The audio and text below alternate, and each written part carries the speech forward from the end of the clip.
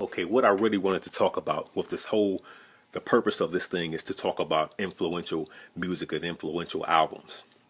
So let's back up a little bit. Before this summer of '88 had come along, before I had the sound design system and I had all of these tapes, let's talk about a couple of albums that came out and made a big splash, at least in Warren, Ohio, and at the high school Warren Western Reserve. You had Dougie Fresh, the world's greatest entertainer. Now, this was Dougie Fresh and the Get Fresh crew. This was their second album to be released. Now, on their first album, they had the show and Lottie Dottie, which wasn't even on the album. That was like a single that they left off of the album. But on the album, you had Nothing.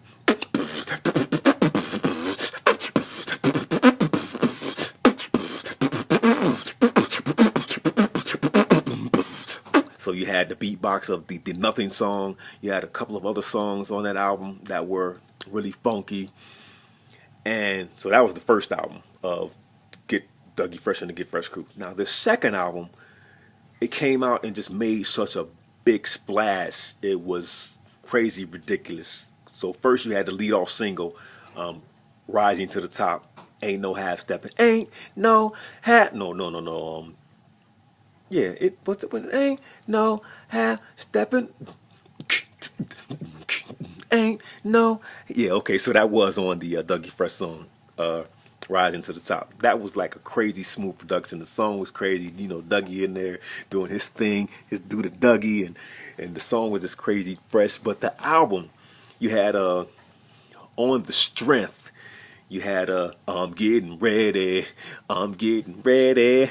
You had The World's Greatest Entertainer, which was the eponymous, title song on the album. Not eponymous, but it was the title song on the album.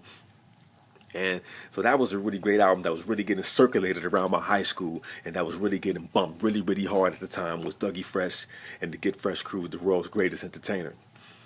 With the single, especially Rising to the Top, as the most standout song on that album. But the other production on the album, just the way it started with,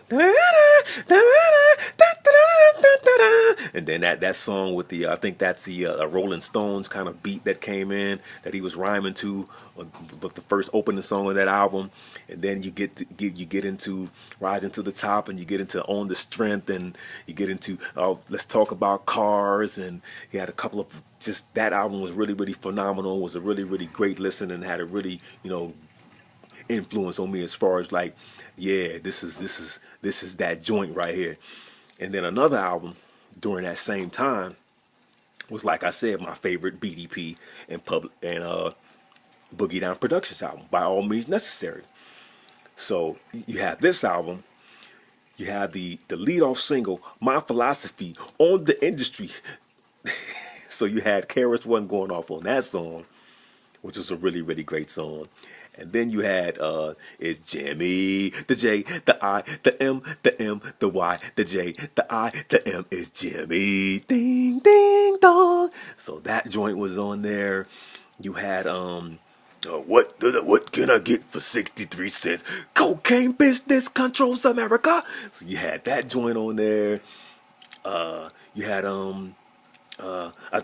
come and sit, come to the teacher, come and sit, come to the teacher, come and sit, come to the teacher, come to the teacher, come to the teacher. You had that joint on there, which was bumping heavy with the bass track. And then you had the crazy, like classic crazy single, I'm still number one.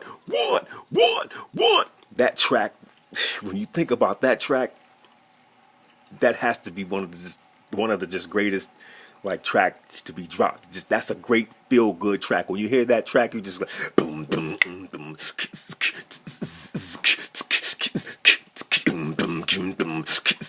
And so that was really bumping really, really hard throughout the neighborhood and throughout my town. Now, when you think about this, this is a Midwest town. Like the Midwest right now is not really. First of all, the East Coast is dead right now. But back then, like the East Coast was all we had. So everybody was bumping the BDP. Everybody was bumping Dougie Fresh and the Get Fresh crew. And these albums just had a great impact like throughout the neighborhood. This was what everybody listened to. The girls, the boys, like the cars that came riding by with their systems blasting had these albums pumping. Nothing else was pumping. Nothing else was pumping. Still number one. I can remember at like a summer block party, it was just pumping in the parking lot, and everybody was dancing when it came on, like crazy hype, like that's the joint right there.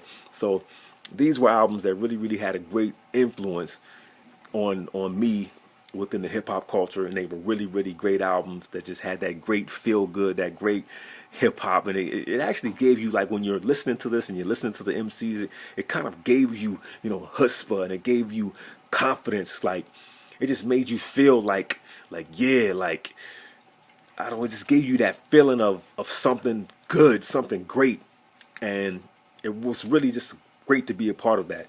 So that was the purpose of that's the purpose of this segment, to talk about these albums. So those were two great albums leading into the summer, and like I said, that summer of '88, it just seemed to kept on coming and growing from there, of the great albums of that summer. So that was really a great summer. Now, after that summer, I don't even. I'm doing this off at the top of my head. I could actually do this looking at the albums and everything, but I don't want to do that. So I want to do this off of my own knowledge, of my own remembrance, not really writing anything down or preparing it. This is just me off the cuff. Now, they talk about Video Music Box in New York and how MTV was discriminating against rappers, of course. No rappers were being played. And of course you had BET, which really was, it was playing black music, black R&B music, but it wasn't really playing black rap music at the time. So all you had was Ralph McDaniel's The Video Music Box. And they mentioned all of the time that these tapes were getting taped on cassette and being sent out through the country. I remember getting one of those tapes, and as I remember, it was me, Marcita, Richard, and Tanya Spencer, and their older brother, Barry Spencer. And we had one of these tapes. Now, on this tape was Jazzy Jeff and the Fresh Prince, Parents Just Don't Understand, Finesse and Sequence, Hey Sister, Soul Sister, I Go Sister, Soul Sister. That song was on there from Finesse and Sequence. What else was on that tape? I think My Philosophy by BDP and KRSONE was on that tape. Follow the Leader was on that tape. The Vapors by Biz Markie was on that tape. And maybe another song that I do not recall. So I actually had to experience like the hip hop videos at the time before MTV Raps. That was like the only videos that I had ever seen ever before MTV Raps, and it was like a really big tape. I would go over to my cousin's house like every day and dream, because at this time I had made it up in my mind that I wanted to be a rapper. I would go over there every day and watch that tape and just dream of being in a video and just taking in the scene of the videos and how fly and how fresh it was, like in the Vapors, you know, Biz Markie jumping off the ship and got his gold chain swinging. He has on the long white kind of jersey, you know, long hanging with the tail in the back shirt, the crisp Levi jeans, some fly fresh sneakers, you know, fresh haircut in the video. And it was just a crazy video. It talks about Big Daddy Kane coming through, and at the time Big Daddy Kane was really rocking. His single Raw had already dropped, and his album it hadn't come yet by the time I was watching these videos, but the album was coming. But yeah, speaking of Raw, let's talk about that song. Of course, everybody had the radio shows. We didn't have BET in Warren, Ohio, but we did have a black radio station. And of course, on the Saturdays, they had a black kind of hip hop segment, or a hip hop segment on the radio station on the weekends. When I was over my cousin David Coleman's house on Maple Street, and we were listening to the radio. This might have been like even a weekday night at like 11 o'clock is when they started playing hip hop. Maybe 11 or 12 o'clock. I was over his house, and they started playing this song Raw. Wow. At the time, when Big Daddy came through blazing with Raw, and it dropped on radio nationwide, when I heard that song, that's all I could say is wow. Crazy. Lyrics, crazy. Like, he was just rhyming, you know, double entendres, rhyming crazy, tripling up, quadrupling up the styles of the rhymes. That song was really a breakthrough song.